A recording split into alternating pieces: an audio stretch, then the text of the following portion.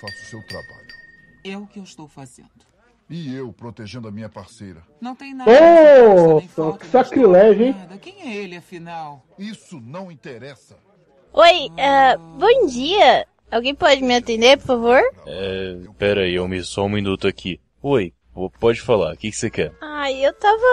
Eu ouvi falar dessa locadora aqui, eu ouvi falar que era uma locadora super famosa aqui nesse bairro. Tava lá no Observador Quântico e eu vi que vocês têm Spaceballs, o melhor filme de ficção científica que existe na face da Terra. Me falaram que é melhor que Star Wars. De fato, é muito melhor que Guerra nas Estrelas, não tem como negar isso aqui não. Não sei se é o melhor filme, mas que é melhor que Guerra nas Estrelas é muito fácil, sem dúvida. Eu acho que tem aqui um VHS em algum lugar. Já viu esse, Almir? Já, eu tô quieto aqui, eu tô sentindo meio ofendido, mas deixa quieto. Que é isso, cara, Spaceballs é muito foda. Eu prefiro os Mercenários da Galáxia. Esse é o melhor filme do espaço, esse é o melhor. Battle the Stars, né, é realmente um outro nível de filme. Você tá falando de um filme que tem uma nave com peitos. Eu gostei disso. Gostei disso. Eu quero esse também. Tá, eu vou ver se não tá alugado aqui e já pego pra vocês. Spaceballs e Battle Beyond the Stars, Mercenários da Galáxia, vamos ver aqui. Tá, tem os dois. O Spaceballs eu acho que tá um pouco embolorado, mas dou uma limpada aqui agora. O Mercenários da Galáxia me devolveram ontem, só rebobinar aqui, só um instante. Cadê aquele fresco do Kaique? Você viu ele hoje? Cara, eu não vejo o Kaique acho que desde o mês passado, que ele tá até pra devolver uns 2 filmes aqui que tá pendente de multa, na real. Tempo que ele não passa aqui. Que vergonha que atrasa. Ai, caracas, que saudade eu tava dessa locadora, meu Deus do céu. Eita, quem é você, ô testuda? Ih, caralho. Fala do diabo, ele aparece. O quê? Quem é você pra me chamar desse jeito? Que tipo de cliente vocês atendem aqui, pelo amor de Deus? Só marginal e retardado mental. Ah, por isso que me indicaram. Ainda bem que eu sou bandido. Para, Almir, você não é bandido nada. Quer dizer, eu não sei, mas eu não duvido. Você é de Osasco, né? Esquisito. Amém. Não, você trabalha ali naquelas escadas ali pra cima ou testuda? Que escada? Não tô vendo aquela nenhuma ali, escada. Ó, vamos aqui. Vem aqui comigo, vem aqui. Não Não tô afim, não. Como não? Como não? Você sabe que escada não tá liberado, Kaique. Falando assim, cara. Antigamente não tinha escada, não existia. Agora não tá liberado. Que porra é essa? Não. Você sabe muito bem que a escadaria aqui não pode subir por causa de N motivos. E aliás, você tá devendo de devolver aqui, cara, 50 tons de cinza. Você trouxe VHS? Não, daí tá. Que é isso? A testuda tá fazendo barulho de gato? Que bizarro! Sou eu rindo, porque, né, 50 tons de cinza, meu brother. Eu imagino que você deve ter alugado um baita de um filme agora, hein, testuda? Eu aluguei. Aliás, ele tá procurando ainda. Eu aluguei o... esqueci o nome. Aí, nem sabe. Você pediu aqui o Mercenário das Galáxias, tá aqui no balcão já, e o Spaceballs acabei de rebobinar também, então os dois aqui. Esses que eu pedi. Nossa, testuda, eu te respeito agora, porque você não pediu Star Wars, que é, um filme bem mais fraco que esses aí. Vamos ver, não, me falaram. Não é muito difícil também, né? Agora, meus amigos, e testuda, aliás, testuda, qual que é o seu nome? Por favor, me chame de Tai, não desse apelido que eu nem entendi o que você tá querendo dizer. Eu tô calculando aqui um palmo, uma mão um pouco grande, acho que faz sentido. Caralho, os caras estavam aloprando, velho. Um palmo, você viu aí, meu Deus? Eu botei 1,5 palmo aí, olha, dá pra molar uma faca. É que minha mão é maior que a sua, cara, por isso. É só a mão. Enfim, falando sobre filmes aí da galáxia, acabei de ver um filme maneiro agora no cinema do Tangará, que é o Guardiões da Galáxia Volume 2, meus amigos. O Guardiões? Porra, cara, você viu aqui no Tangará 2, na rua de trás mesmo, cara? Exatamente, no Tangará 2, cara. Aliás, o cinema tá excelente, tá impecável. Sério, cara. Pedi uma pipoca, ganhei só o milho. Tá incrível, pra você ter ideia, sempre que eu vou lá, eu volto, tenho que limpar só o sapato pra poder entrar aqui quando eu volto de lá. Por quê, cara? Olha pra trás pro chão e você vai entender o porquê, cara. Você acabou de voltar de lá pelo jeito, né? Eu senti meu pé meio grudando, mas... enfim, é um filmaço, gente, é um filmaço. Vocês já viram isso aí? Eu não vi ainda. Você gostou mesmo? Eu tava Eu tava vendo de ver amanhã. O que você acha? O que você achou do filme? Não, Thay, vai mesmo, porque o filme é excelente. Meu Deus do céu. Eu vejo aí que você, Matheus, colocou Batman de 1989 na TV. Você vê que os filmes da DC desde sempre já sofreram com filmes ruins. Ou bons, né? Depende do seu ponto de vista. Agora, esse filme da Marvel, meu amigo, define novamente o que é um filme bom, com densidade, com comédia e momentos dramáticos. Vocês viram isso aí? Vi, gostei pra caralho, velho. Eu vou te falar que é um dos poucos filmes que correu um suor masculino do olho no final. Ah, é verdade. Olha, eu também. Eu vou dizer pra você que se estivesse aqui quando eu fui lá no Tangará, eu ia estar com o olho inchado ainda. Não vou mentir pra vocês não, porque não tem como mentir com esse filme. Mas pela sua cara, o olho inchado era maconha, né? Não. Eita! Essa textuda é sinistra! Rapaz, faz uma carteirinha pra ela aí, Matheus. Pô, tem mó cara de maconheiro. Não. Caraca, velho! Não. Eu sempre achei isso também. Só pra deixar bem Fã do claro. Legião Urbana, porra, não. Eu queria deixar bem claro aqui pra vocês que a única droga que eu uso é assistir Guerra nas Estrelas de vez em quando. Fora isso, Ah, não. não, nada. É pior que crack, cara. Te estraga isso aí. É porque o crack tava deixando eu emagrecer muito, cara. É, não parece. Por isso que eu parei, né? Ah, então faz sentido. Mas eu ouvi falar que esse filme aí, o volume 2, ele é melhor que o 1. Ele é melhor mesmo? Sim, ele conseguiu ser melhor que o 1, que eu achei que ia ser uma coisa extremamente difícil de se bater, né? Porque o Guardiões da Galáxia 1 é excelente. Agora, o 2 conseguiu, cara. O 2 deu profundidade a personagens que não tinham profundidade, né, no volume 1. E agora passam a ter um background muito mais forte nesse filme, cara. Adorei. A única coisa que eu não gostei desse filme, eu achei que foi a trilha sonora, ficou um pouco mais fraca do que a do 1. Cara, eu senti uma Mas diferença muito agressiva na trilha sonora, cara. Que parando pra pensar no primeiro filme, a trilha, o negócio tocava muito a gente, que as músicas eram muito famosas. Ou pelo menos lembravam coisas. Tipo a Rukona Feeling lá, do Blue Swede, que é a que ficou mais conhecida nos trailers. Por mais que ninguém conheça o Blue Swede, que é uma banda da puta que pariu da Suécia, é a música que tocava no Cães de Aluguel. Então o pessoal conhecia por referência de referência, sabe? Então muito mais ligado pra gente. Nesse filme eu senti que as músicas estavam realmente pautando a história. Tanto que uma porrada de vezes quando você para pra ver, a música tá narrando a cena nesse segundo filme. Achei esse negócio muito foda.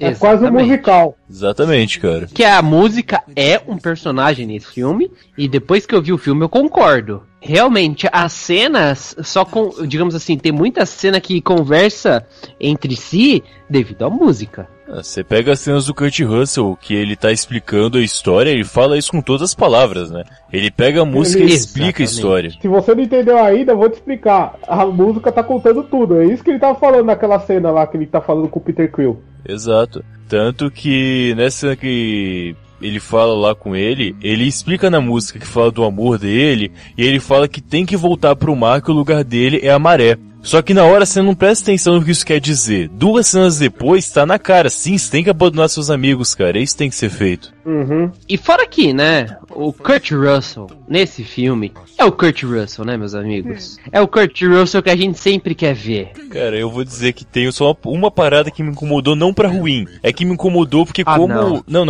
não identifica o filme. O que acontece? A primeira cena do filme se passa na década de 80 ainda. E eles pegaram aquele efeito de mostrar o Kurt Russell rejuvenescido por CGI. Só que, tipo, na década de 80, ele tava muito mais acabado do que o CGI que eles fizeram, cara. O CGI tá tipo Kurt Russell da década de 60, não com década de 80. Porque o Kurt sempre foi acabadão, cara. Ah, cara, deixa o cara. Não, mas pra quem não conhecia ele da década de 80, passou fácil, né? Tranquilo. Pra gente que já viu Aventuras do Bairro Proibido, aí é outra coisa, mas porra. Eu até achei, de primeira, eu achei que tinha chamado um ator que parecesse com o Kurt Russell. Eu falo, acharam um maluco que é parecido com o Kurt Russell do moleque, mano? Porque é impossível. Ele tá muito novo, velho. Ninguém é parecido com o Kurt Russell. Na verdade, o Jeff Bridges parece um pouco Kurt Russell, cara. O quê? Ele é a cara do Kurt Russell. Cara, Jeff Bridges é Kurt Russell piorado, cara. Cara, eu já não gostava de você, agora eu tenho um motivo sério pra não gostar de você. Você tá maluco. Mas se você não gosta dele, por que você volta aqui toda hora? Porque tem essa escada aí que eu tô querendo acessar faz tempo e ele não deixa. Sem falar que esse é o último locador de VHS que sobrou aqui na cidade. É verdade. Aliás, eu tô devendo, acho que eu devo estar com multa aí, cara. Que nostalgia que isso me traz. Não, cara, você tá ligado que a gente ainda usa tabela de preço da década de 90, então você tá devendo R$4,50. Ai, vai ser os R$4,50 mais bem gastos da minha vida. Você pode pagar, por favor, agora, então? Então, vamos voltar no filme. Cara, o Kurt Russell tá nesse filme. O Sylvester Stallone está nesse filme. Puta que pariu. Os caras querem, com certeza, trazer os anos 80 de volta. Que delícia. Esse filme foi feito pra você lembrar dos anos 80, cara. Não só de referência dos anos 80. Agora o plot da história é um filme dos anos 80 completamente, cara. Mano, a quantidade de redenções que teve nesse filme e os personagens são criados desse jeito, cara. Para pra pensar, o Rocket Raccoon, que ele é o anti-herói clássico dos anos 80. A profundidade que colocaram no personagem sem explicar história nenhuma foi um absurdo. Puta que pariu. Caralho. Ele, o Yondu, a Nebula, todos eles. Não, o Yondu, cara, ele merece um filme só dele agora. Um spin-off só dele. Porque puta que me pariu. Eu senti a morte dele nesse filme, cara. Não sei vocês, mas foi eu senti. Foi foda pra caralho. A morte dele pra caralho. Ah, ele morreu. Morreu, filha, morreu. Foi pro saco. Eu gostava dele. Que pena. Qual que é seu nome mesmo, moço que fica procurando a escada? Meu nome é Kaique. Ah, certo. E Kaique, o que você achou do melhor personagem, o melhor ator? Você acha que o Kurt foi o melhor de todos? Ah, é difícil. Eu vou ser muito sincero, o que eu mais gostei desse filme, quem eu mais gostei foi o Yondu. Foi pra mim o personagem que mais me fez entrar na trama, que mais me emocionou, que eu mais achei foda foi Yondu, cara. Tá, mas no primeiro eu gostava dele porque ele era poderoso, mas ele era meio, né, maléfico. O que acontece com ele no segundo? O que rola? Então, ele tem uma redenção no filme, porque você começa a entender as decisões que ele tomou no primeiro filme. Que ele comenta que o pai do Peter Quill, que é interpretado pelo Kurt Russell, solicitou pro Yondu há muitos anos atrás para que ele trouxesse o Peter Quill da Terra até o pai dele. Ou seja, o Yondu foi pago para isso. Só que o Yondu acaba salvando o Peter Quill. E isso você vai ver o filme, você vai entender o porquê. E vai mostrando que o Yondu não era um cara mau. Ele, na realidade, era um dos caras mais, digamos assim, benéficos da trama. E você acaba se apegando ao personagem muito mais do que o primeiro filme, muito mais. Se você gostou dele no primeiro filme, você vai pirar com ele no segundo. O que eu gostei é que eles não entregam de cara o plot do Yondu. Exatamente.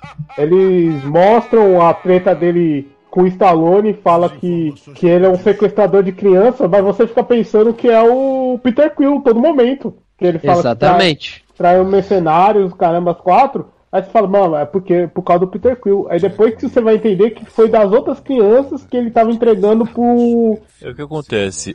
Como o Kurt Russell, ele espalha filhos pelo universo, o Yondu descobriu que o Kurt matava o nome do personagem que Kurt Russell é Ego, né? Ele é um planeta, na verdade.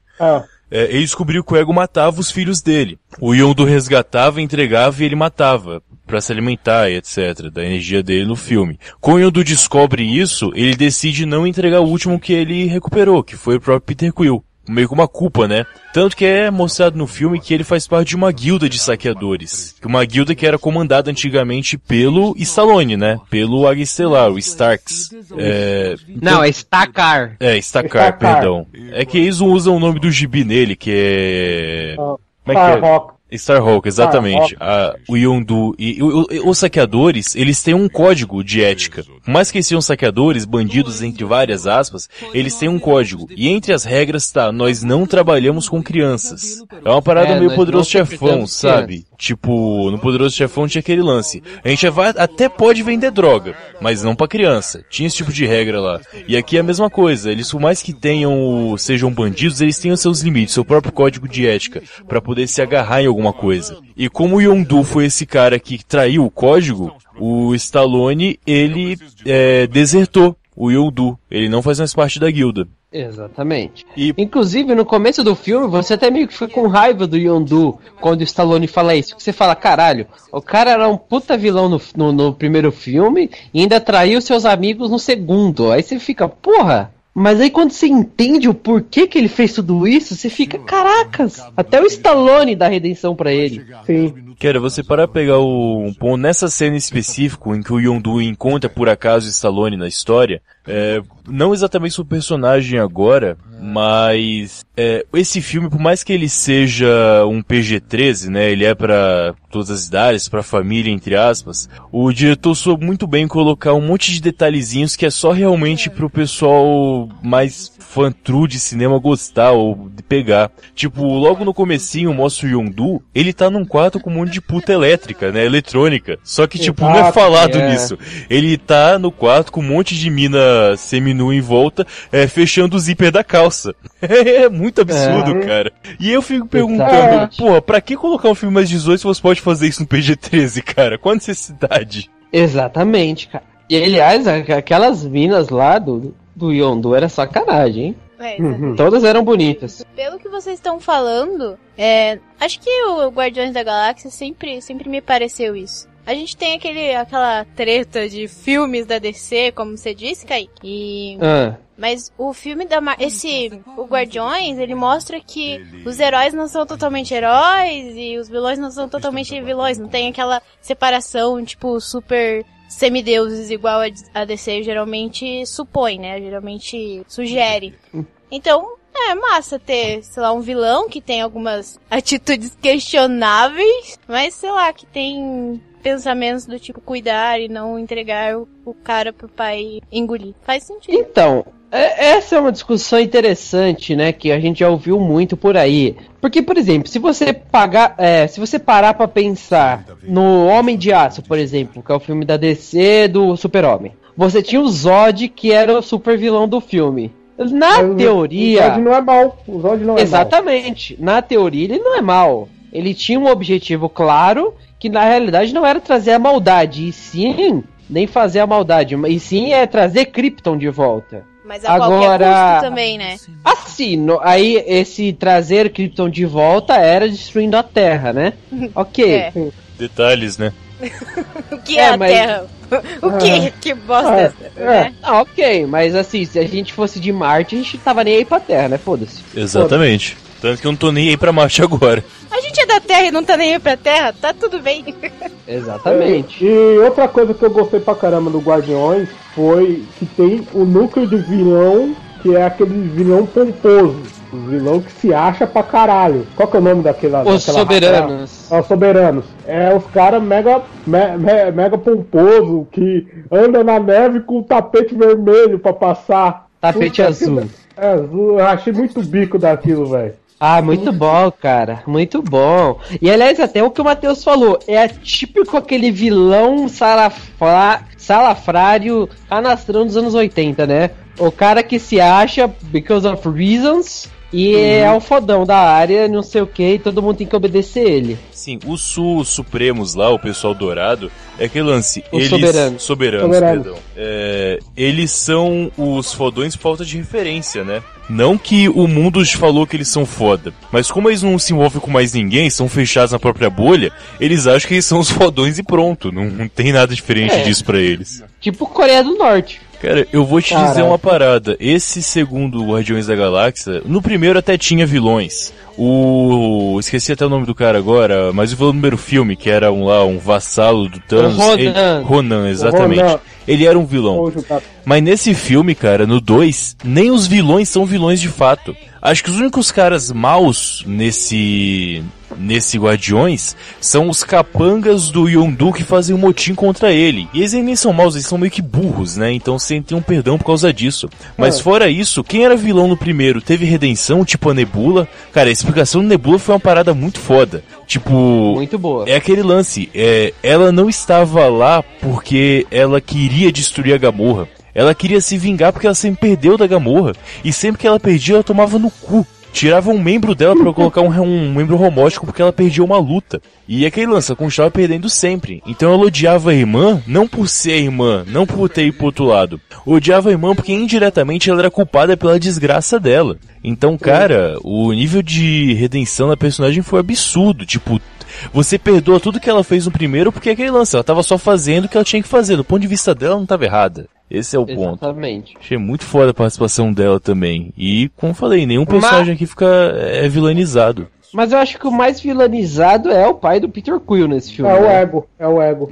Então, ele é vilanizado. Mas assim como o Zod, ele não é um vilão. Porque, pensa bem, ele na espécie dele é um dos únicos que existe. E não, é o único, né? Pelo que eu entendi, ele é o único. Acho que não deixa claro isso, porque ele fala que ele é um celestial e o pessoal entende quando falam que ele é um celestial, eles sabem o que ele tá falando. Então eles sabem que existe essa raça de fato. Mas não sabemos se ele conheceu outros desses, né? Então ele tem um conhecimento limitado do que ele é, e ele entendeu que ele tem que procriar pela galáxia inteira para espalhar o poder dele. Então, por mais que você possa falar que, nossa, ele é um cara mau, etc., ele tá fazendo o que foi meio que só o que ele sabe fazer.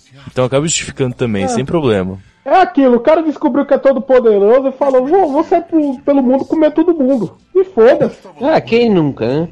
Consequentemente ele fez merda, que ele colocava aquele ovinho lá dele e aquele ovinho que começou a zoar os outros planetas. Ele assimilava, não era? Acho que ele ia assimilar os outros planetas. É um processo, né? Isso. Ele tem que colocar um ovo dele no planeta, inseminar uma mina do planeta, ou uma espécie do planeta, sei lá. Assim que ele pegasse o poder dessa cria dele, ele conseguia ampliar o poder. O que eu fiquei em dúvida que eu não entendi, talvez falta de atenção, não sei, é que eu não entendi se quando ele assimila o poder da cria, ele só ganha aumenta o poder dele no planeta de origem ou em todos os planetas. Eu fiquei em dúvida na edição quanto a isso. Não, o que acontece? O Peter Quill foi a única cria dele que realmente tinha o poder dos soberanos. Não, dos celestiais. Não, isso ele falou, mas deixa meio entendido que não era bem isso, porque os outros também não aceitaram.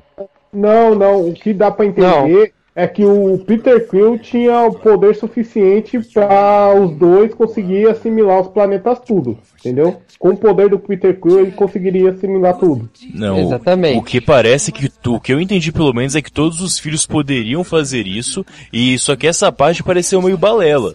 Porque na edição do filme, se você lembrar, quando o Kurt Russell, quando o Ego fala pro Peter que ele é o filho que poderia fazer isso, corta pra Gamorra descobrindo os cadáveres dos outros filhos. Então meio que deu a entender a narrativa pra mim pelo menos, mas que não explica exatamente qual certo, que essa historinha ele contou mais ou menos, independente se é verdade ou não. Então, é que tem uma hora em que o Kurt Russell fala pro Peter Quill que os outros filhos dele não nasceram com o gene da luz, que ele fala. Sim, exato, ele fala isso. Isso, e aí ele fala que o único que nasceu é o Peter Quill, que por isso que ele podia dar continuidade ao plano dele maluco de destruir a galáxia. Sim. Assimilar a galáxia. Os outros filhos dele não nasceram com esse gene, por isso que ele matou um a um. Ele foi procurando um a um, e aí nenhum deles tinha o poder. É o que ele falou, mas dá a impressão que ele falou isso meio que pra convencer o Peter de que ele não é um monstro a princípio. Não que fosse realmente a verdade essa. Ah, eu aceitei essa como a verdade mesmo, porque eu não entendi dessa maneira não, que os outros filhos não aceitaram isso. Tanto que ele fala assim pro Yondu, quer dizer, o Yondu fala pro Peter Quill: ah, quando eu descobri o que seu pai fazia com as outras crianças, eu decidi não te entregar. Que aí eu entendi, beleza, as outras crianças não tinham chance por não possuírem essa luz interna, e aí todas elas morriam. Ele matava todo mundo. Agora, o Peter Quill que tinha, mas o Yondu também não sabia disso, E o Du falou, não, depois que eu descobri, não vou levar isso pra frente, não vou levar o Peter Quill. Pô, mas como o Yondu saberia disso, cara? Não, então, ele não sabia sobre a luz do Peter Quill. Mas ele, depois que ele descobriu que ele matava todo mundo, o pai do Peter Quill matava todo mundo, ele falou, não vou levar essa criança. Acho que fica bem aberto nesse ponto do filme. Eu nem tinha considerado o que você tá falando na real, cara. Eu pensei realmente de outra maneira já e fui seguir nessa linha de raciocínio. Eu não parei pra pensar que o Peter realmente poderia ser o escolhido. Como o filme ele acaba sendo bem simplista nessas questões mais morais e tal, de poder, eu realmente joguei nesse lance de que, ok, o Peter era só mais um, e não que ele fosse realmente o escolhido. Até porque nada no resto do filme joga com esse ponto escolhido. Todos eles são pessoas improváveis. O grupo Guardiões da Galáxia que é formado no primeiro e segundo filme são todas personagens improváveis, personagens que não se adequam ao seu meio e por isso se dão bem. Então acho que não caberia nessa história ele ser o escolhido. Por isso que eu acho que eu nem associei nesse ponto. Mas é possível, tá aberto no filme pra ser assim também. É que assim, Matheus, eu acho que é o seguinte... Eu concordo com o que você falou do primeiro filme, a maioria dos caras são tão improváveis como ser heróis, que acabou dando certo e tal, mas eu acho que nesse filme, o Peter Quill, querendo ou não, é óbvio que assim, ele tem um papel muito importante na trama, mas nesse filme, ele não é o personagem principal. As coisas vão acontecendo com ele, mas o background é muito mais levado pro Rocket Raccoon, pro Yondu, pra Nebula. É que a história central é do Peter, mas a participação dos outros personagens é tão boa ou tão proporcional ou maior. É maior. É maior até, é né? Maior. Realmente. Na minha visão é maior, porque assim, o Peter Quill fica meio que naquelas, né? Aqueles personagens de série de ficção científica dos anos 80. O cara fica tão extasiado com a ideia nova de conhecer o pai dele e tudo tal, que ele não consegue enxergar o outro lado. Ele até tem um questionamento no começo ali com a Gamorra, mas depois que ele vê os poderes dele dentro daquele planeta, ele fica, nossa, que foda que eu sou imortal, não sei o que lá. O Peter nunca se importou com o poder, o filme inteiro. Ele gostou do pai porque ele comprou a história dele. Ele comprou a história do pai, ele acreditou no pai. Acho que por isso que ele aceitou a princípio e brigou com a Gamorra depois. Mas a possibilidade de ter um poder é uma parada que ele nunca aceitou. Tem razão. O que eu quis dizer é aquela parte em que ele cria aquela bola com a mão e começa a brincar de cat com o pai dele, né? Isso. Que ele fala, mas você tem razão. Porque não é pelo poder, mas sim... pelo fato de ele estar com o pai dele ali. Exato, é o que ele fala. Ele cresceu querendo ter um pai que jogasse bola com ele. Nunca teve. De repente ele tem. Isso que deixa ele tão preso na história, né? Exatamente. E aí ele fica tão extasiado com o fato do pai dele estar lá, que ele meio que vira aquele personagem, né, digamos assim, manipulado pelo vilão. Exato, exatamente. Enquanto os outros vão seguindo a história em frente. E aí, pra mim, nesse contexto, fez sentido ele ser o, digamos assim, o Chosen One pro pai dele, o único que possuía a luz, e enquanto os outros amigos deles não eram, né? Eram só, na visão do pai dele, seres a serem descartados, como ele mesmo fala. É uma possibilidade, de fato. Eu não tinha tentado dessa maneira, mas acho que pode fazer sentido, sim. Pelo menos a história não diz nada que não seja dessa maneira. Não tá no filme nada que negue isso. Então também é uma possibilidade, de fato. Meninos, sim.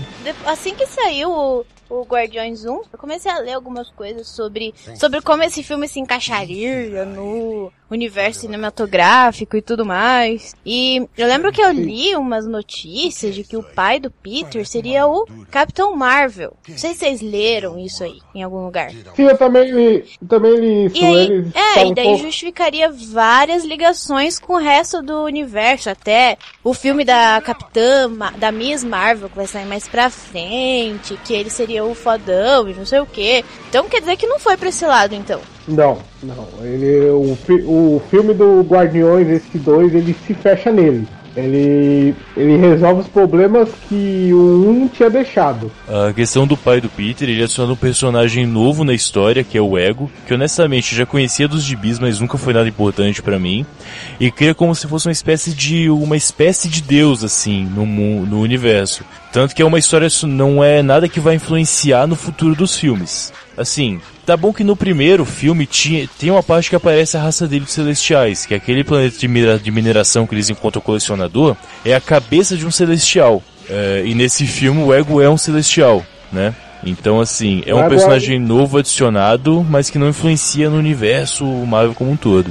Vai ter que dizer o nome completo dele, é Ego Planeta Vivo, que o cara não é só uma pessoa, ele é um planeta. Exatamente. Um cara. Eu fiquei muito feliz de ter visto a cara do cara no planeta, velho. Puta. Porque os caras falaram que não ia ter a cara do planeta, quando eu vi que tinha, eu fiquei feliz pra caralho. Então, cara, eu acho que Guardiões da Galáxia, mais do que tudo, prova que você pode fazer uma parada caricata, colorida e igual de um gibi no cinema e ficar foda. Você não tem que ficar nessa putaria de já transformar tudo em realidade, né? Você não tem que fazer uma parada, não, vamos ver a visão realista do mundo. Você pode fazer um bagulho zoado mesmo e ficar convincente, ficar legal. Porque não causou nenhuma estranheza pra mim, cara. Um planeta com uma cara na frente não causou estranheza no filme, de tão bem feito que foi. Sim, ficou até assustador. E o ângulo que os caras pegam, você fala, caralho, fudeu, é o planeta mesmo. Sim, cara, Almi, a gente tava conversando aqui antes da... É Tai, né? Pode me chamar de Tai. Estuda. A gente tava conversando aqui antes da Tai e do Kaique chegarem de filme B, de filme da Troma. E o James Gunn é um diretor que veio da Troma. Tanto que o primeiro filme que o James Gunn participou como ator, James Gunn, diretor de Guardiões agora, o qual começou como ator, foi Vingador Tóxico 4, e aí ele já dirigiu, roteirizou uma porrada de filme na Troma. E Troma, vocês sabem, é cinema B. E tem uma coisa que o cinema B faz, é transformar uma coisa absolutamente real e misturar com a nossa realidade. Então a experiência que ele tem em criar um monstro que é do tamanho de um asteroide, sem dúvida deu uma participação foda nesse filme, cara. Porque é muita coisa de filme B esse filme inteiro. A personalidade, os monstros interagindo com pessoas como se fosse normal, como se fizesse parte do universo, é um negócio que foi muito bem feito. Eu acho que se não fosse diretor com essa experiência, não teria dado certo, pelo menos. Então é um absurdo que foi.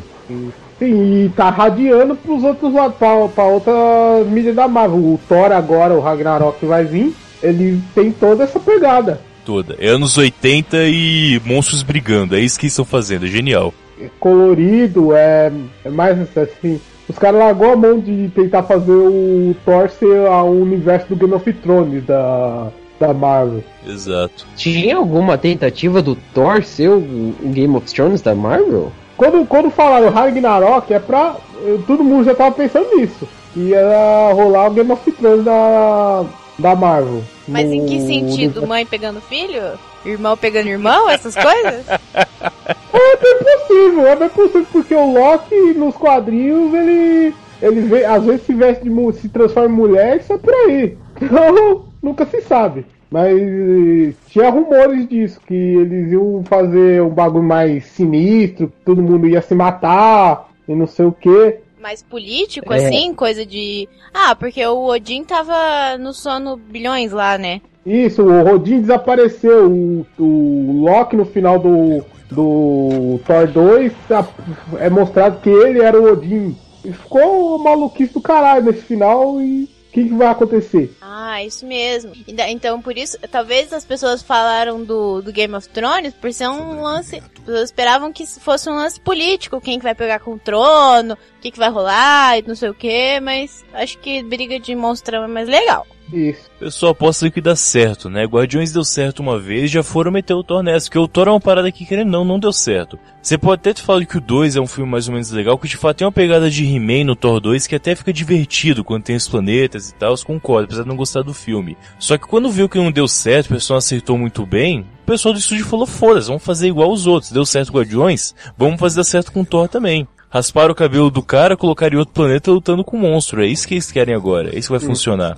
E um ponto interessante. No trailer desse Thor 3, apareceu o Jeff Goldblum. Não sei o personagem que ele tá fazendo, mas apareceu o Jeff Goldblum. E aí nos créditos dos Guardiões, aparece o Jeff Goldblum dançando quando tá tocando a música. Eu não sei se pegaram essa parte, mas eu falei, porra, sim, tá aí, cara. Eu achei que ele ia aparecer nesse filme, inclusive. Mas apareceu ele. Não, mas aparecesse com algum papel importante, né, na hora. Cara, falando em papel importante, eu vou te dizer, cara, os dois motivos pelo qual eu realmente fiquei emocionado, tá 3 no filme, que a primeira cena deixa emocionado também, mas não a do Kurt Russell, a abertura musical, no caso. Agora, cara, a participação do Rocket Raccoon e a semelhança que ele pega com o Yondu da metade pro fim do filme, foi uma sacanagem, cara. Foi. Puta que me pariu. Cara, o Rocket, se vocês lembram bem no primeiro filme, só aprofundam na história dele, na cena em que ele está lá no planeta do colecionador, que ele tá bebendo com o Drax, e ele conta mais ou menos a história dele, que ele foi geneticamente modificado pra ser uma bizarrice. E por isso ele tá bêbado, ele fica puto, ele começa a gritar, querer bater em todo mundo. E nesse filme, eles aprofundaram o personagem de um nível em que no começo do filme ele briga com o Peter, porque eles estão lá e tem um desafio que eles têm que passar por uma nuvem de asteroides, e aí os dois começam pra ver quem vai controlar a nave, quem é o melhor piloto. E como eles estão disputando, eles acabam meio que se fudendo no meio do percurso, mais ou menos. E aí aquele lance, a Gamorra fala, os dois poderiam ter passado, mas como um não deu o braço a torcer pro outro, os dois estavam nessa disputa, nenhum dos dois acabou ganhando. Esse é o ponto. E aí eles brigam, eles perdem a briga, só que toda vez que aparece o Rocket meio solo, ou só com alguns personagens diferentes, ele pega uma profundidade na história, tanto que na cena em que o pessoal do Yondu vai capturar a Nebula, né, que tá com ele, com o Groot na nave, o Rocket, obviamente, é um gênio da engenharia, então ele já tava esperando todo mundo. Tem uma cena de 10 minutos divertida pra caramba, que é ele fazendo a armadilha na floresta e capturando o pessoal. Achei aquilo foda. E aí vai pegando a cada detalhe, tá ligado? Que aí quando eles conseguem capturar ele, o Rocket fala, faça o que quiser, mas deixa o Groot vivo, deixa o Graveto vivo. Tipo, quando ele fica na última, ele, por mais que turrão que ele seja, ele segura e ele fala o que é importante. Ele cuida do Groot como se fosse um irmão pequeno, realmente. Não é como se fosse a coisa mais... o bichinho de estimação dele. Ele cuida, ele daria vida por ele fácil, por qualquer um deles. E aí depois, quando ele já tá preso, quando ele vê que tem possibilidade, ele já volta a ser o turrão, a fazer piada, a querer enganar as pessoas na lábia. Acho isso muito foda.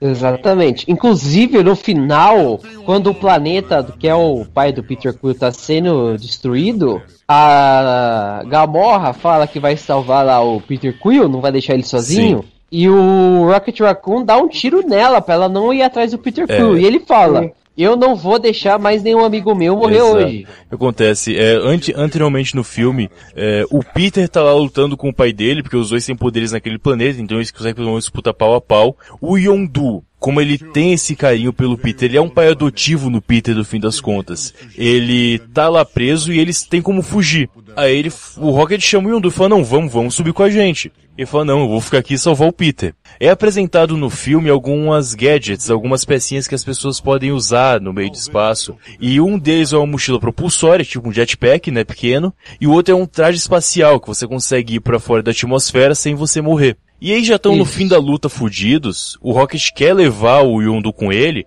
e o Yondu fala que vai ficar, porque ele precisa fazer aquilo. O Rocket fala, olha... Eu só tenho aqui um traje espacial e uma roupa e um traje de propulsão e um traje espacial. É o que eu posso fazer. Isso já deixou óbvio que ele ia morrer. Tipo, por mais que a gente não quisesse, ele ia morrer se alguém não precisasse pra salvar ele. Tanto que aí o Groot fala alguma coisa, fala em Groot, obviamente.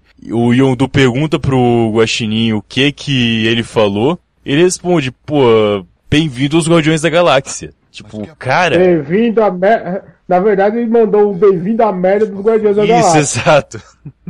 Que ele fala, welcome to the freaking Guard of the Galaxy. But he didn't say freaking. E daí quando ele chega no fim mesmo, e... No fim não, quando ele chega na nave, que é o que você falou. A Gamorra sai pra salvar, ele dá um tiro nas costas e fala, eu não vou perder mais de um amigo hoje. Porque ele perdeu o Yondu. E o relacionamento que ele fez com o Yondu quando eles estavam presos na outra metade do filme, cara, foi um absurdo. É incrível, velho. Cara, eles lutam juntos porque eles têm que lutar juntos. E eles são muito parecidos. Os dois não têm muita escrúpula. Eles fazem o que tem que ser feito. Eles têm esse perfil. Eles dão... O Yondu fica falando isso direto pra ele. Ele fala, pô, mano, eu também passei por experiência na mão dos Kree. Eu ajo do jeito que eu ajo pra afastar as pessoas de mim, pra mim não ter que me importar com elas e elas não ter que se importar comigo. Eles vão construir nos dois personagens esse perfil. E quando um se encontra com o outro e tem essa discussão dos dois, que aí um completa a frase. Que acho que eu não sei se é um com o outro que fala, mas ele fala, eu sou assim, eu tenho que ser fechado, não posso deixar as pessoas cuidarem de mim, eu não posso colocar esse peso nas costas dos outros. E aí você sabe como eu sou. E o outro completa, assim, você é igual a mim. Porque os dois têm o mesmo perfil de personagem. E é exatamente isso, cara. O Rocket é um cara que se fudeu tanto na vida, mas ele não consegue não se importar com os amigos dele. Ele tem que ter empatia com os amigos dele. Então aquele lance, ele afasta todo mundo pra ninguém cuidar dele. Porque se um dia precisar, ele vai estar na frente, ele vai tomar um tiro. Mas ele não vai deixar ninguém sofrer por causa disso e não quer que ninguém ajude ele. Por isso que ele afasta as pessoas. Esse é o ponto. Que é virado no fim do filme. Porque depois da morte do Yondu, em que eles entram em contato com os outros sequestradores e falam que ele teve a redenção dele, os outros sequestradores vêm pra fazer um funeral. E aí que ele desaba, né? Puta que... Mano, eu desabei junto com o Rocket nessa cena, cara. Todo mundo desaba. Todo mundo desabou ali, velho. Não teve um homem de pé. E aí ele fala, por mais que eles tiveram que separar e desertar ele por causa das regras, eles sabiam quem ele era. Então, mais que ele afastasse todo mundo pra poder ser quem ele era do fim das contas, ninguém não conseguiu não ir lá dar o último adeus, ninguém não conseguiu ir lá e prestar homenagem. Porque todo mundo sabia quem ele era. Por mais que você não pudesse, você tinha que aceitar que ele era assim. Tanto que você pode falar, então o Rocket vai ficar bonzinho no próximo filme. Não vai. As pessoas sabem que ele é desse jeito. As pessoas não vão chegar do lado dele e falar, então, você é assim, mas tudo bem, eu sou seu amigo. Não, as pessoas vão se afastar, vão ficar putas com ele o tempo todo. A diferença é que todo mundo sabe a verdade. Essa questão do anti-herói, é o clichê clássico. Ele é um cara tão fudido que ele não pode as pessoas se importarem com ele. E isso tudo foi feito sem falar. Só foi dito isso na última cena, na cena do enterro já, do funeral. Durante o filme todo isso é mostrado, isso não é dito. Isso que é genial no filme, você constrói o personagem sem usar nenhuma palavra direta. Você simplesmente chega e mostra. Isso que é uma narrativa foda que colocaram nesse filme, com quase todos os personagens. É por isso que eu te falei, Tai, que o Yondu, você gostou dele no primeiro filme? Porra, você vai chorar com ele no segundo filme, cara. É inacreditável o que esse personagem faz. Já tô aqui assustada com tudo que vocês estão me contando. Eu acho que saindo daqui eu já vou lá pro cinema, não tem como. Ah, vai no Tangará que você vai gostar. Compra um chinelo meio usado antes de entrar e joga ele fora na saída, só por garantia. Tacar fogo. Não é melhor uma galocha, sei lá?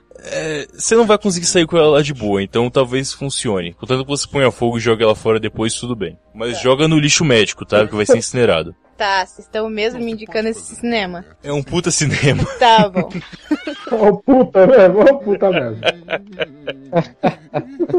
Agora, a cena final dos outros ladrões lá, os saqueadores... Sim. Com o Stallone, que como se fosse o líder ali, né? Com os outros líderes escavadores, foi sensacional, né? Ah, nós precisamos da morte do Yondu pra nos unir de novo. Então vamos nos unir. E aí aparece cada líder lá falando, tamo junto. Eu vou dizer, aquela equipe lá é os Guardiões da Galáxia original de 70 e poucos.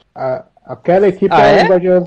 Aquela equipe é os Guardiões originais de 70 e pouco. Eu vou dizer, cara, nessa cena o que eu senti falta foi do Russell Crowe. Mas eu senti falta do Russell Crowe por um motivo bem simples. Quando o Stallone fala que precisou do Yondu morrer pra eles poderem fazer isso, eu pensei na hora no Gladiador falando, o que você faz em vida ecoa na eternidade, que aconteceu com o Yondu nessa hora, né? O que ele fez em vida estendeu a história dele, no decorrer da história pelo menos. Então eu senti falta de ter o Russell Crowe só pra referência, sabe? Aí seria legal se tivesse, mas enfim. Infelizmente o Russell Crowe tá nos filmes da Warner fazendo o Jor-El, então não vai ser o caso. É verdade, né, o Jor-El. Agora, que cena aquela, hein, meus amigos? Você fica até imaginando, será que vai ter um spin-off com esses caras? Tipo, The Old Guardians of the Galaxy? Puta, ou The The Expendables of the Galaxy, ia ser sinistro. Caralho, The Expendables of the Galaxy, é foda. Ia ser maneiro pra caralho, cara. Agora, você tinha Stallone, você tinha Kurt Russell, mas... David Hasselhoff. David Hasselhoff, cara. Super máquina, cara. Caralho.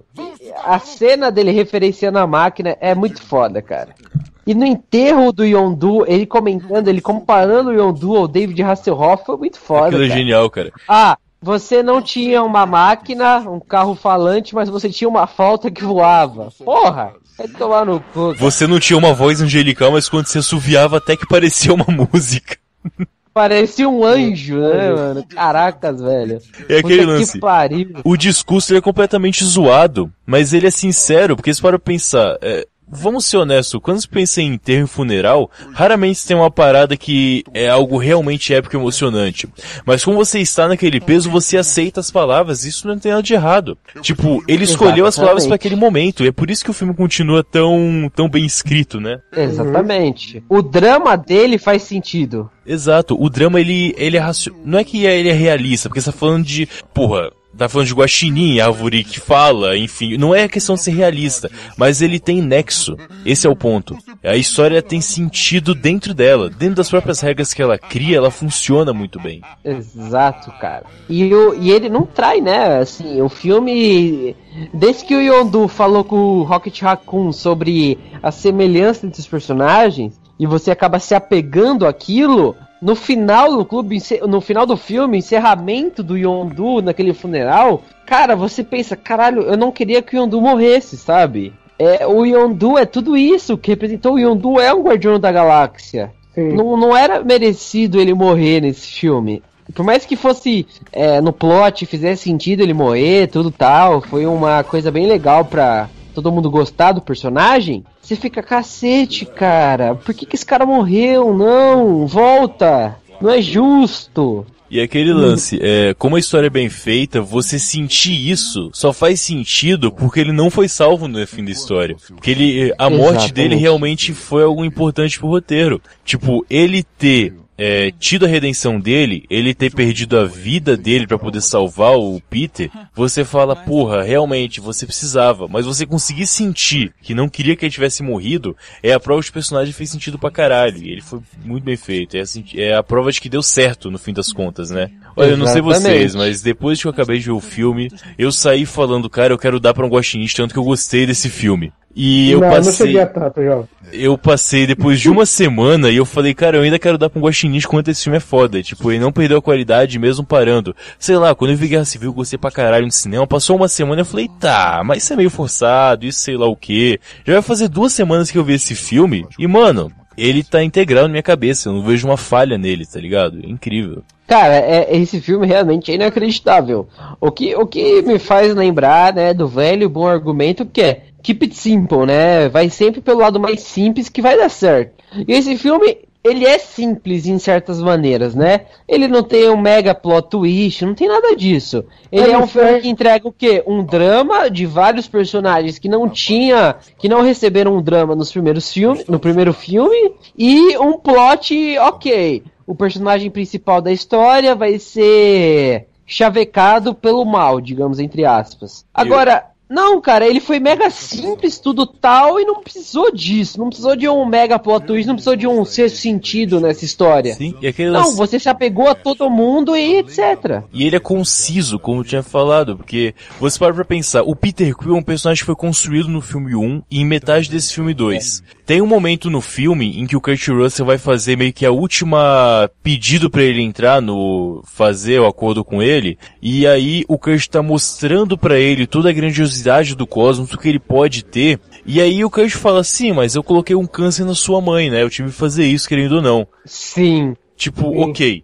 se o Peter falasse tão maravilhado com o infinito, beleza, tudo bem, você ia pegar os últimos 2 filmes e falar, tá bom, não serviu de porra nenhuma, isso aqui você não tá sendo conciso com o personagem. Porque se tem uma coisa que o Peter Quill ele é incorruptível. Dentro das regras dele, ele é incorruptível. Ele tem essa característica desde o primeiro filme. Beleza. Se nesse momento ele tivesse falado, não, foda-se, então eu vou ser grande como vocês, pra ser meio que um vilão contra os outros guardiões, pra poder ter a redenção dele, não faria nenhum sentido. Mas quando ele fala, pus o câncer na sua mãe, o Peter olha e dá 2 tiros no peito do cara. Tipo, não tem essa de entregar. 2 não, né? Ele senta o dedo no pai dele. Ele fuzila o pai dele, porque, mano, foda-se que você é um deus, você matou minha mãe. Não tem essa parada aqui, cara, não existe isso. Porque o Kurt Russell, nessa hora, ele dá um discurso assim, bem de filha da puta, né? Porque ele fala assim, eu amava sua mãe, aquela coisa toda, mas puta, colocar o tumor na cabeça dela foi a coisa mais difícil que eu já fiz. Aí o Peter, peraí, você matou minha mãe, seu filho da puta? E aí, porra, tiro sem parar, né? Sim. Fechou o olho e meteu bala. E aí que o Kurt Russell vira finalmente o grande vilão da história. Eu queria lembrar aqui da primeira cena do filme, não da cena do flashback, né, que mostra Kurt Russell mais novo do que devia. Agora a cena de abertura, em que eles estão lá sob contrato dos superiores e tal. Dos soberanos. Dos soberanos, perdão, errei de novo o nome dos filhos da puta dourado. Em que tem um plano sequência... foda-se eles, né? Tem um plano de sequência lindo, que é em foco no Baby Groot dançando, enquanto a luta tá no fundo. Sim. Cara, que incrível. É sensacional. Você começa um filme com uma cena de ação absurda, porque, cara, em geral você pega uma cena daquele nível de ação, você vai colocar pelo menos no meio pro fim do filme, né? Mas não, você começa o filme na tua cara, você começa o filme te agredindo. Vai ser uma cena de ação linda aqui. Mas a cena é numa música feliz no fundo, focado num graveto que dança. Exatamente. E ali você percebe que você já tem a apresentação de todos os personagens, né? Isso, exato. Você tem o Drax, que é tipo assim, quem não viu o primeiro filme já entende mais ou menos como é a mente daquele cara, que é só entrar na boca do bichão lá, explodir ele por dentro e foda-se, vou fazer isso. Aí você tem a Gamorra, que é mais inteligente. Aí você tem o Peter Quill, que é mais ousado. E aí você tem um Rocket, que é mais sádico e é o único que entende o Baby Groot. E o Baby Groot é daquele jeito. É bebê, né? Ele quer brigar com aqueles dinossauros lá, que falam que ele diz que olharam torto pra ele. E ao mesmo tempo ele quer dançar, né? Ele quer foda-se. Eu não vou lutar com esse inimigo, tal, e é isso aí. Exato. Vou dançar na frente das câmeras e já era. O legal é você ver as reações. Tem a reação que a Gamora chega e fala, Groot, sai daí! Aí depois dá um tchauzinho pra ela. Ele tá dançando, aí o Drax cai do lado dele, ele para de dançar, fica um tempo parado. Isso é muito bom, cara. E aí tem essa cena em que o Drax fica encarando ele para de dançar. Aí o Drax olha pro lado e ele volta a dançar, né? Aí você fala, porra, o Drax não gosta que ele dança, né? Você já fica nessa. E aí no final do filme, uma das últimas cenas é o Baby Groot dormindo no ombro do Drax. Isso. É o único ombro em que ele dorme de fato. Nos outros ele recebe um carinho, tudo tal, mas o único ombro em que ele se sente cuidado e que ele se sente seguro pra dormir é no ombro do Drax. E eu achei isso de uma sutileza inacreditável, cara. Esses detalhes do Baby Groot que foi um absurdo, cara. Você pega essa primeira cena mesmo, como o Almir falou, ele comanda a cena. Por mais que você tenha uma missão de verdade, que é importante pra história, quem dá o nome, quem dá o caminho da cena é o Baby Groot, é o que ele vai fazendo no caminho. Sim. E você vai criando justamente essa percepção com os personagens. Eu vou te falar, a primeira vez que eu mostrei esse filme foi essa, não pelo filme, mas pelo respeito com o cinema que eu pensei. Porque você para pra pensar na questão que a gente filme, etc. Cara, o filme ele é tão simples, como o Kaique falou, juntando aqui o que a gente falou anteriormente, o que a gente tá falando agora, que você tem que se importar com os personagens e com o roteiro. O roteiro dos personagens também tá nisso, obviamente. Então, a cena A, que nem o Kaique falou, criou toda a cola que você precisava. Você não tem que se importar com o plot da história. Foda-se que a história é simples. Como você se importa com todos os personagens em menos de 10 minutos de filme, você vai querer saber e se importar com eles até o fim. E você só se aprofundar neles já justifica a história funcionar. Essa é a parte incrível. Exatamente, cara.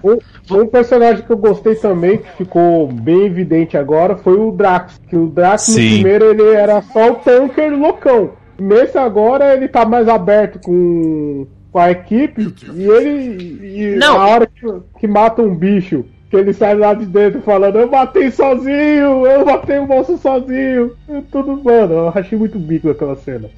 E cara, ele ri esse filme a cada coisa idiota que acontece na tela, ele dá aquela risada forçada, mas é engraçado, você ri tipo, cara, que idiota, porque esse cara tá rindo, cara, e você tá rindo com ele. Cara, isso é evolução de personagem. Se você pegar o primeiro filme, ele não sabia o que era humor, ele não entendia. Agora que ele aprendeu, ele sabe, bem, quando eu achar uma coisa assim, eu vou rir. Eu não sei rir naturalmente, então eu rio desse jeito. E é sempre forçado, e você vê graça porque faz sentido nele, né, isso que é foda. A própria Mendes, quando toca nele, começa a rir e fala, caracas, eu nunca senti tanto humor. E porra, esse personagem não tinha humor no primeiro filme. Ele não entendia sarcasmo, ele não entendia ironia, não entendia porra nenhuma no primeiro filme. Mas nesse filme ele entende tudo isso e ele é o grande fio condutor de humor nesse filme. Sim. O Peter Quill, a Gamorra, o Rocket, tudo bem, ele já é um cara engraçado, ele e o Groot já são engraçados por natureza, mas dos personagens, digamos, humanos mesmo, né, com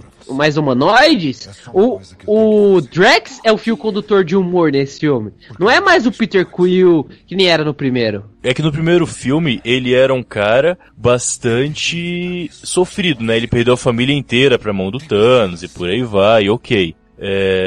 Então ele era o cara sofrido. A gente entendeu esse ponto. Se você esquecesse disso também poderia ficar estranho, né?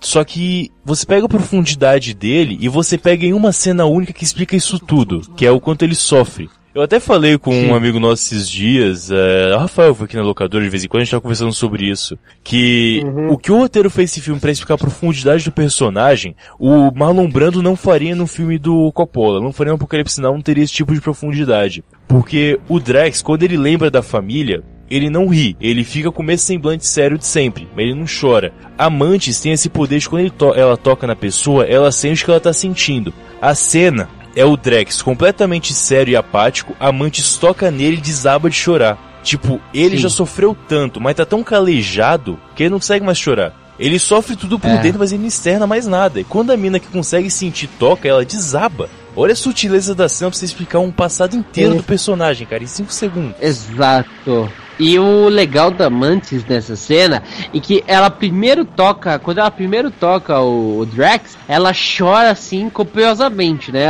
Você vê que ela tá sofrendo. Mas enquanto ela continua tocando, vai passando um tempo, ela começa a ficar, ela para de chorar e começa a ficar mais séria, mais assim, como você falou, segurando o sentimento pra dentro dela. Que é o que o Drax é no final das contas. Ele chora no começo, mas depois ele segura, ele reprime toda aquela emoção e segue em frente, meu amigo. Exatamente, cara. Nossa, parece um bom filme mesmo, vocês estão me convencendo. Pelo que vocês estão falando, assim, ó, nem vi trailer direito, nem nada. Só tô indo com a cara e com a coragem. Mas pelo que vocês estão falando, foi um filme de cuidar dos personagens, de desenvolver eles, desenvolver a party em si, desenvolver a equipe, e parece massa, parece bem interessante. Vou assistir mesmo, tô ansiosa pra assistir, na verdade. Vai ver, Testuda, que você vai gostar. Toda vez que você fala Testuda, eu ouço Tetuda e eu fico muito sem graça. O que faria muito sentido. Não. O que tá acontecendo aí? Bom, é isso aí, galera. Foi um filmaço.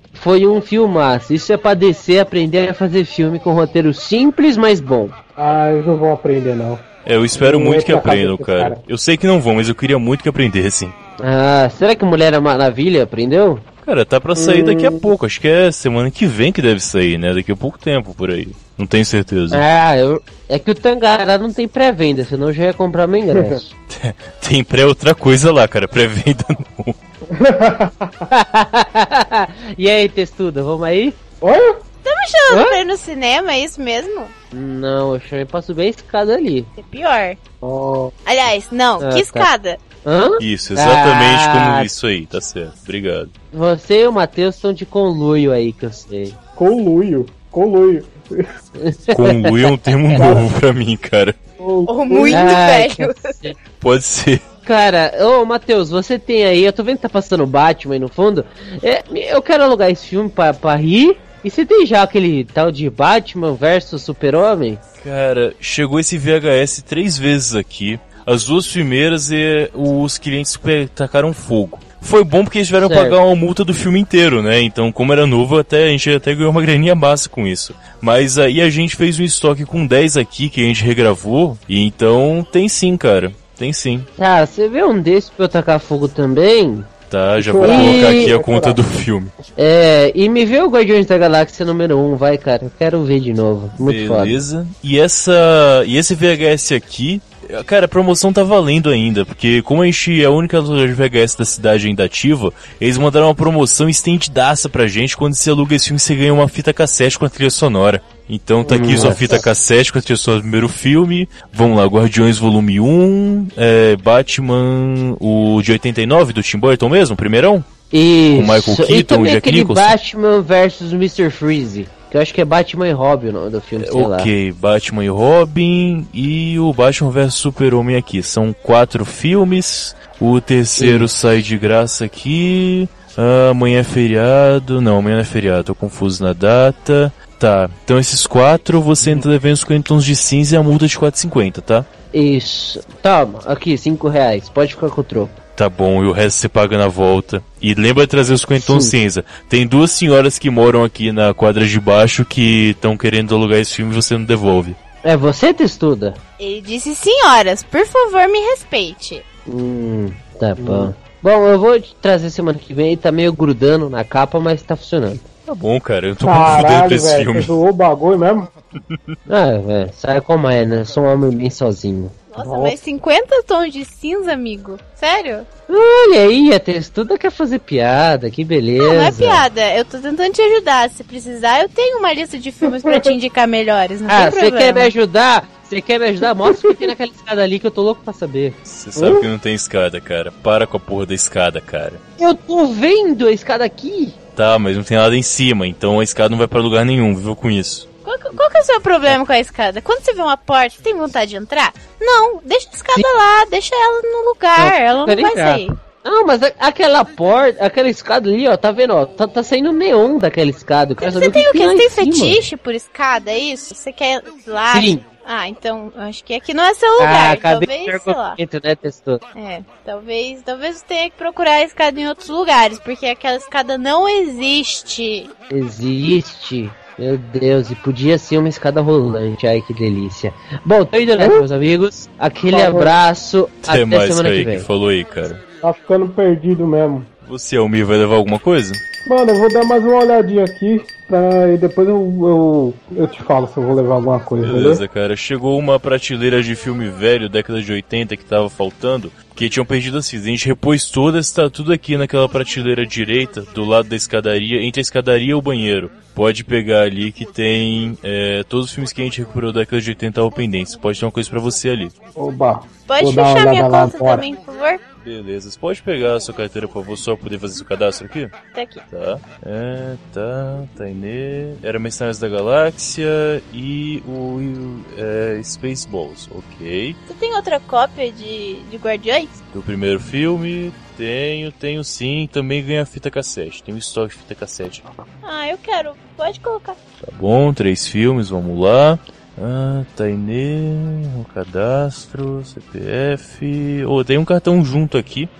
Observador Quântico e Fermata? Você trabalha aqui por acaso? Eu trabalho nessa empresa. Tá bom, posso pegar e ficar comigo aqui pra dar uma olhada depois? Claro, por favor. Tá, eu vou deixar anotado aqui, caso quem queira tá aqui no balcão também. É só dar uma olhada quem quiser. Então tá aqui os seus 3 filmes e é só pagar na volta, tá? Muito obrigada. Quantos dias que eu tenho pra devolver? Como hoje é quinta-feira, você tem que devolver até amanhã. Nossa, mas são 3 filmes, não tem todo esse tempo. Mas é quinta-feira. Tá bom, tá bom. Até mais, muito obrigado. Obrigada.